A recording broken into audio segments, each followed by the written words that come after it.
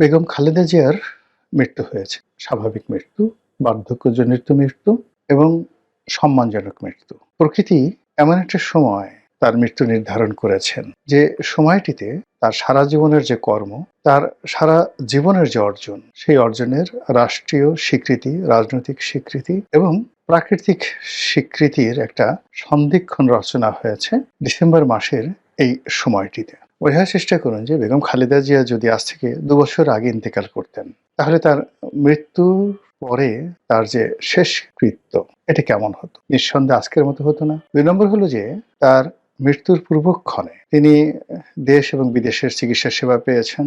তার প্রিয়জনদেরকে তিনি পেয়েছেন কাছে। তার সন্তান, তার নাতি, তার পুত্রবধূ সবাইকে তিনি কাছে পেয়েছেন।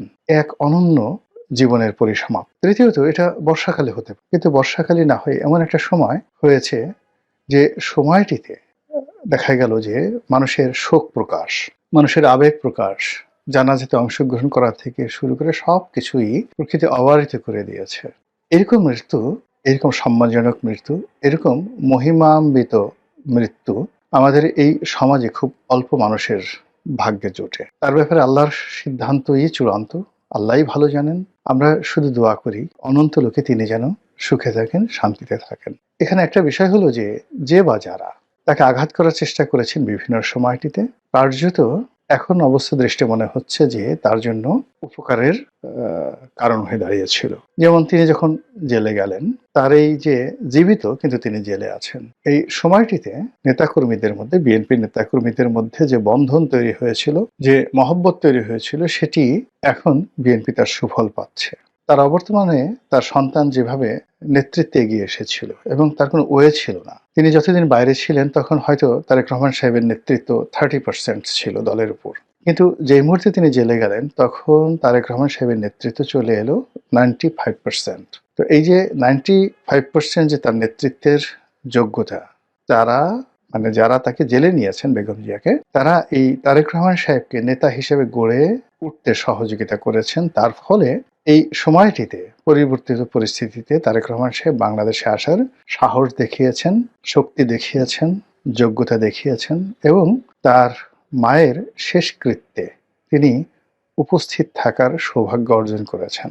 তো এই যে খালেদা জিয়ার জীবনে যে ঘটনা ঘটল, বাংলাদেশে আরও একজন প্রবীণা রাজনীতিবিদ শেখ হাসিনা। তিনি যদিও বেগম জিয়ার মতো রোগাক্রান্ত নন। বেগম জিয়ার দুটো খুব সিরিয়াস সমস্যা ছিল। একটা ছিল আর্থ্রাইটিসের সমস্যা, বাতের সমস্যা, এবং এইগুলোর কোনো চিকিৎসা হয় না। একবার যদি আপনি এই রোগ দ্বারা আক্রান্ত হন, ডায়াবেটিস, বাত, এগুলো আপনাকে সারা জীবন বহন করতে হয়। তার দ্বিতীয় আরেকটা সমস্যা ছিল লিভার সিরোসিস। এটাকে এক ধরনের লিভার ক্যান্সার বলা হয়।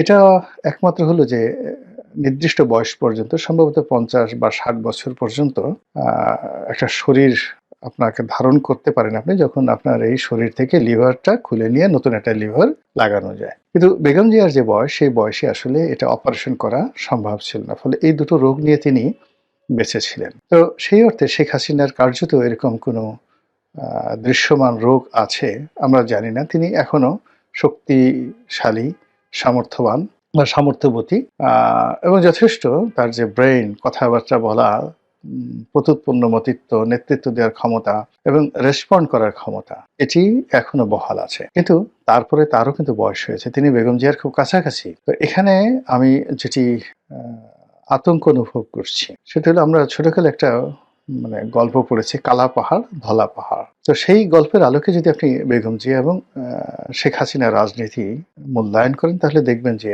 দুজন কিন্তু একজন অপরজনের পরিপূরক। তাদের জীবনের প্রাপ্তি এবং তাদের জীবনের অপ্রাপ্তি, তাদের জীবনের দুঃখ, কষ্ট, বেদনা এবং যা কিছু, এটা একে অপরের পরিপূরক। তাদের জন্ম প্রায় সমসাময়িক কালের, কর্মও তাদের সমসাময়িক কালের। তারা উভয়ই একজন পিতার পরিচয়, একজন স্বামীর পরিচয়। তারা পরিচিত, কিন্তু তাদের যাদের পরিচয় তারা পরিচিত ছিলেন, যেমন বঙ্গবন্ধু বা জিয়াউর রহমান সাহেব, তাদের যে জীবদ্দশায় ওনারা কখনো রাজনীতির কথা কল্পনাও করেননি। আবার তাদের অবর্তমানে প্রকৃতি এমন একটা অবস্থা করে দিয়েছে যে তারা প্রায় সমসাময়িক কালে রাজনীতিতে পদার্পণ করেছেন এবং একই পরিবেশে, একই মাঠে, একই রণাঙ্গনে ভিন্ন ভিন্ন অ্যাঙ্গেল থেকে দুজন যুদ্ধ করেছেন। দুজনের মধ্যে মনস্তাত্ত্বিক দূরত্ব ছিল, ঈর্ষা ছিল, ক্ষোভ ছিল, ক্রোধ ছিল। আবার তারা নিজেরাও হয়তো জানতেন না যে তাদের সঙ্গে, পরস্পরের সঙ্গে কি প্রাকৃতিক বন্ধন আল্লাহ তৈরি করে দিয়েছে। এরকম ঘটনা যখন ঘটে, আপনি যখন দেখবেন যে পৃথিবীর কিছু কিছু মানুষ একসঙ্গে আসে। যেমন বঙ্গবন্ধু যে সময়টাতে ছিলেন, ওই সময়টিতে বঙ্গবন্ধুর সমপর্যায়ের অনেক বিশ্ব নেতা, সেটা মার্শাল টিটো বলেন, ফিদেল ক্যাস্ট্রো বলেন, ইয়াসির আরাফাত বলেন, ইন্দিরা গান্ধী বলেন, তারপরে মিশরের আনোয়ার সাদাত বলেন, এরকম অনেকে ছিলেন যাদের সঙ্গে বঙ্গবন্ধুর বন্ধুত্ব ছিল।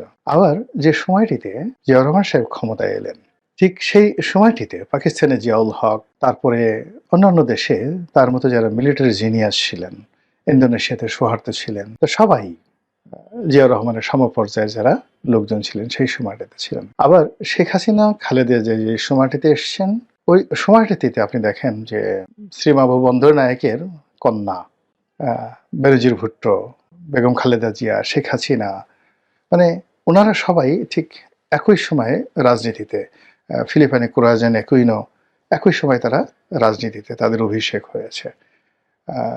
ব্রিটেনেও মানে অনেক যারা মহিলা নেতৃত্ব হয়েছে, জার্মানিতে মহিলা নেতৃত্ব, এই সবাই সমসাময়িক কালের। তো যখন হয়, মানে একজন যখন আজরাইলের কবলে পড়েন, একজনের যখন মৃত্যু হয়, একজনের যখন সফল হন, একজন যখন সার্থকতা পান, ঠিক কাউন্টার আর একজনের ঠিক সেম ঘটনা ঘটে। যে দুর্ভোগ এবং দুর্দশা খালেদা জিয়ার জীবনে ছিল, সেই দুর্ভোগ এবং দুর্দশা এখন শেখ হাসিনাকে তাড়া করছে। এবং সেই দুর্ভোগ দুর্দশা যখন কেটে গেছে খালেদা জিয়ার, ঠিক সেই সময় শরীর তার সাথে বিট্রে করে বসেছে এবং তিনি প্রকৃতির ডাকে সাড়া দিয়েছেন, যেটি শেখ হাসিনার জন্য অনিবার্য। তো যেটা বলছিলাম যে বেগম খালেদা জিয়ার অবর্তমানে যেভাবে বিএনপি নেতৃত্ব প্রতিষ্ঠিত হয়েছে দেশে এবং দেশের বাইরে, শেখ হাসিনার অবর্তমানে সেই নেতৃত্বটি কি আওয়ামী লীগের মধ্যে প্রতিষ্ঠিত হচ্ছে? এর কারণটা হলো যে আমাদের এই দেশের, আমি যতটুকু রাজনীতি মানে বোঝার চেষ্টা করেছি, 1970 সাল থেকেই আওয়ামী লীগের বিরুদ্ধে অনেকগুলো রাজনৈতিক দল দাঁড়ানোর চেষ্টা করেছে। এর মধ্যে আওয়ামী লীগের যারা সবচেয়ে জুয়েল, ছাত্রলীগের সবচেয়ে জুয়েল, তারা জাসদ করার চেষ্টা করেছে, বাসদ করার চেষ্টা করেছে, তারপর তারা গণফোরাম করার চেষ্টা করেছে, কৃষক শ্রমিক পার্টি করার চেষ্টা করেছে কাদের সিদ্দিকের নেতৃত্বে, তারপর বাকশাল আব্দুর রাজ্জাক সাহেবের নেতৃত্বে বাকশাল করার চেষ্টা করেছে, আরও অনেক। একাগারের সময় সেই সংস্কারবাদী আওয়ামী লীগ করার চেষ্টা করেছে, কিন্তু আওয়ামী লীগের বাইরে কোনো দল করা যায়নি। একইভাবে বিএনপি বহুবার ভেঙেছে, বহু লোক গিয়েছে, তৃণমূল বিএনপি, তারপর এসেছে জনতা দল, আরও কত দল, কিন্তু বিএনপির বাইরে নেওয়া যায়নি। জিয়া পরিবারের বাইরে, শেখ পরিবারের বাইরে রাজনীতি নেওয়ার বহু চেষ্টা হয়েছে, এখনো হচ্ছে, কিন্তু কোনো অবস্থাতেই হালে পানি পাচ্ছে না।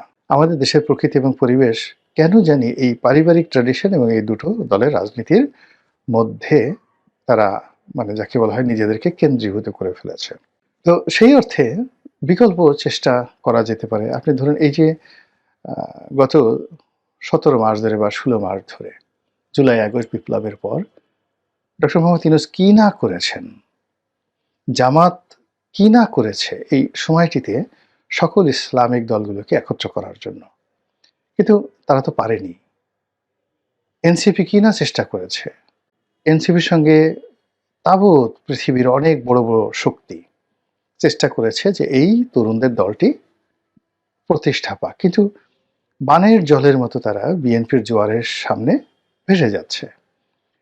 এই যে একটা অবস্থা, সেই অবস্থার প্রেক্ষিতে বিকল্প নেতৃত্ব তৈরি করার চেষ্টা হবে, আগামীতে হবে, এখনো হচ্ছে, এবং এটা ভালো। কিন্তু তার সঙ্গে সঙ্গে যেটা আমাদের আছে, বিএনপি আছে, আওয়ামী লীগ আছে, এই দলগুলোর মধ্যে যদি ভালো নেতৃত্ব তৈরি হয়, যেহেতু এর বাইরে আমরা জনগণকে নিতে পারছি না, জনগণের মন মানসিকতাকে নিতে পারছি না, ফলে এই দলগুলোর মধ্যে যদি ভালো নেতৃত্ব তৈরি হয়, এজন্য যদি আমরা সাহায্য করি, সহযোগিতা করি, বুদ্ধি দেই, পরামর্শ দেই, উৎসাহ দেই, তাহলে হয়তো দেশের জন্য তুলনামূলক ভালো হবে এবং ওই যে একটা কথা আছে না যে গ্রামে এক ডাক্তার, হাতুড়ি ডাক্তার, ভীষণ রকম জনপ্রিয়। তো সেই গ্রামে একজন এমবিবিএস ডাক্তার এলেন। এখন এমবিবিএস ডাক্তার এলেন কিন্তু এমবিবিএস ডাক্তারের কাছে কোনো রোগী যায় না। এমবিবিএস ডাক্তার দেখলেন যে এই জনপ্রিয় যে হাতুড়ি ডাক্তার, তিনি যে অপারেশন করেন, তারপরে তিনি যে আ দাওয়া দেন, ওষুধ দেন, অনেক ভুল হয়, ভ্রান্তি হয়। এবং অনায়াসে তিনি যেভাবে সিজারিয়ান অপারেশন করেন, বড়, বড় ফোঁড়া কেটে ফেলেন, তিনি দেখেন যে এগুলো সফল হয় কিন্তু প্রায় সব ক্ষেত্রে মৃত্যু ঝুঁকি থাকে। কিন্তু তিনি না ডাক্তারকে বোঝাতে পারছেন, না জনগণকে বোঝাতে পারছেন। তো সেই অবস্থাতে তিনি অনেক পরিশ্রম করে সেই যে হাতুড়ে ডাক্তার, তাকে সেই ডাক্তারের ট্রেনিং দিলেন, ডাক্তারি বই পড়ালেন। তাকে দক্ষ করলেন, অভিজ্ঞ করলেন এবং অভিজ্ঞ করার পর দেখা গেল যে তিনি আর আগের মতো ওভাবে চিকিৎসা করেন না, ওইভাবে অপারেশন করেন না। তো আমরা যেহেতু আমাদের এই কাজগুলো আওয়ামী লীগকে দিয়েই করাতে হবে, বিএনপিকে দ্বারাই করাতে হবে।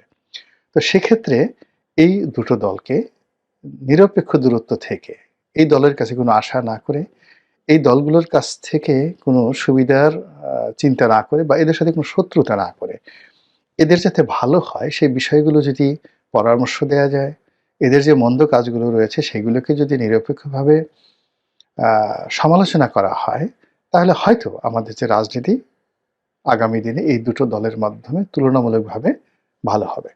ভারতের উদাহরণ দেই। ভারতে যখন রাহুল গান্ধী এলেন, তাকে নিয়ে সে কি ঠাট্টা, সে কি মশকরা। কিংবা সোনিয়া গান্ধী যখন এলেন, তাকেও নিয়েও কিন্তু প্রচণ্ড ঠাট্টা মশকরা হলো। ভালো মতো ইংরেজি বলতে পারে না। এরপরে পারিবারিক রাজনীতি, ইটালি থেকে এসছে, বিদেশি, রাহুল গান্ধী এ কি বুঝে, গর্দভ ইত্যাদি নানা রকম কথাবার্তা। কিন্তু এত কিছুর পরেও যখন কংগ্রেসের রাজনীতি গান্ধী পরিবারের বাইরে নেওয়া গেল না, তখন কংগ্রেসের মেধাবী এবং দেশের যত মেধাবী যারা লোকজন আছে, তারা সোনিয়া গান্ধী, রাহুল গান্ধী এবং প্রিয়াঙ্কা গান্ধী, তাদেরকে এমনভাবে গ্রুমিং করা হলো। সেই গ্রুমিংয়ের প্রেক্ষাপটে আপনি দেখেন যে আজকের যে রাহুল গান্ধী, তিনি একজন বিশ্বমানের নেতায় পরিণত হয়েছেন। অথচ ১০ বছর আগে তাকে পাপ্পি হিসেবে ডাকা হতো। পাপ্পি। তো পাপ্পি বলতে কি? মানে আপনি বুঝেন যে আ আমি আর বললাম না সেই শব্দটি। তাকে পাপ্পি হিসেবে বা পাপ্পা হিসেবে ডাকা হতো। সেই পাপ্পি বা পাপা এখন পার্লামেন্টে বক্তব্য দিলে সারা দুনিয়ার মানুষ মন্ত্রমুগ্ধের মতো শুনে। তিনি যখন মিডিয়া ফেস করেন, সারা পৃথিবীর মানুষ তাকে শোনে। আর প্রিয়াঙ্কা গান্ধী তিনি তো একেবারে ডুপ্লিকেট হয়ে গেছেন ইন্দিরা গান্ধীর। কি পার্লামেন্টে কি বাইরে। তো এটা ভারতের যে সিভিল সোসাইটি তারা সহযোগিতা করেছে। তো আমাদের দেশেরও রাজনীতির যে বাস্তবতা, এখানে আসলে খুব বেশি পণ্ডিত, খুব বেশি পাণ্ডিত্য, খুব বেশি যাকে বলা হয় দেশি বিদেশি ডিগ্রিধারী লোকজন যারা আছেন, তারা আমাদের এই রাজনীতির আবহাওয়া বা হাওয়া বাতাসে বড় হতে পারেন না। যেভাবেই হোক না কেন রাজনীতির যে ট্র্যাডিশনটা হয়ে গেছে, ঐতিহ্য হয়ে গেছে, এর বাইরে আমরা যেতে পারব না। তো সেক্ষেত্রে বিএনপি এখন ভালো একটা জায়গাতে আছে। তাদের অনেক দায়িত্ব কর্তব্য আছে। আমাদের নাগরিক সমাজ তাদেরও আছে এবং আওয়ামী লীগের যারা লোকজন আছেন তাদেরও আছে। তাদেরকে বুঝতে হবে যে একই সময়ে শেখ হাসিনার এবং খালেদা জিয়ার যেভাবে উত্থান হয়েছে, একইভাবে আপনি মিলিয়ে দেখেন শেখ হাসিনা খালেদা জিয়ার জীবনে যে ট্র্যাজেডিটা এসছে, খালেদা জিয়ার এই মৃত্যুর পরে আপনি ধরে নেন প্রকৃতির নিয়ম যে শেখ হাসিনা বেশি দিন বাঁচবেন না। কোনো রোগ নাই বালাই নাই। এটাই প্রকৃতির নিয়ম। তো শেখ হাসিনা যদি খুব অল্প সময়ের মধ্যে তিনি অসুস্থ হয়ে যান, নিষ্ক্রিয় হয়ে যান, তিনি যদি ১-২ বছরের মধ্যে অসুস্থ হয়ে পড়েন, একেবারে অসুস্থ হয়ে পড়েন, আমি আশ্চর্য হব না। কেননা the science of nature speak in a same way. প্রকৃতি এইভাবে কথা বলছে। তো এই যে আ বেগম জিয়ার মৃত্যুর সঙ্গে, সঙ্গে আজরাইল যেভাবে শেখ হাসিনার চারিদিকে ঘোরাফেরা করছে প্রকৃতির নিয়মে, এটাকে যদি কগনিজেন্সে নিয়ে আওয়ামী লীগের লোকজন প্রস্তুত হয়, বিকল্প নেতৃত্ব তৈরি করে এবং রাজনীতিতে টিকে থাকার চেষ্টা করে, হয়তো তাদের জন্য ভালো ফলাফল বয়ে আনবে। কিন্তু তারা যদি যতদিন তিনি প্রধানমন্ত্রী ছিলেন ওভাবে মনে করে যে তিনি ১০০ বছর জীবিত থাকবেন, ১৩০ বছর জীবিত থাকবেন, এবং শেষ দিন পর্যন্ত এখন যেভাবে তিনি কথাবার্তা বলছেন, আগে যেভাবে কথাবার্তা বলতেন, আরো ২ বছর পরে ৫ বছর পরে তিনি এভাবেই কথাবার্তা বলবেন। আমি মনে করি না যে এটা ঠিক হচ্ছে। এটা এখানে আবেগ। এখানে আবেগ নিয়ে এই ধরনের চিন্তাভাবনা করা যায়। কিন্তু বুদ্ধি, বিবেক এটা যদি আপনি খাটান, প্রয়োগ করেন তাহলে দেখবেন যে এটা একেবারে অবাস্তব।